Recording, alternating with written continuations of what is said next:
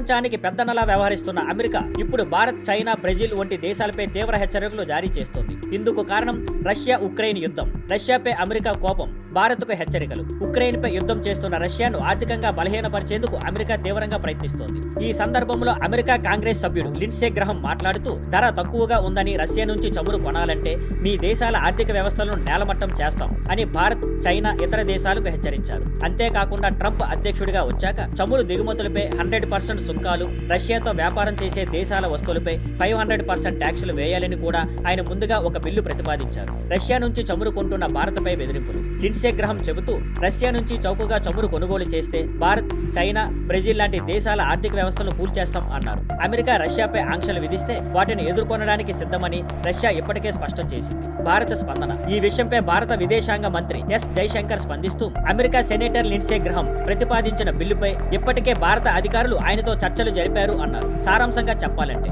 Russia Ukraine యుద్ధం వల్ల ప్రపంచం మొత్తం ఒత్తిడిలో ఉంది. ఈ నేపథ్యంలో రష్యాతో వ్యాపారం చేస్తున్న దేశాలపై అమెరికా ఘాటుగా వ్యవహరిస్తోంది. భారత్ ఈ అంశాన్ని సందేశంతో కాకుండా సంప్రదింపులతో పరిష్కరించాలనుకుంటోంది. Thank you for watching. Please like, share and subscribe.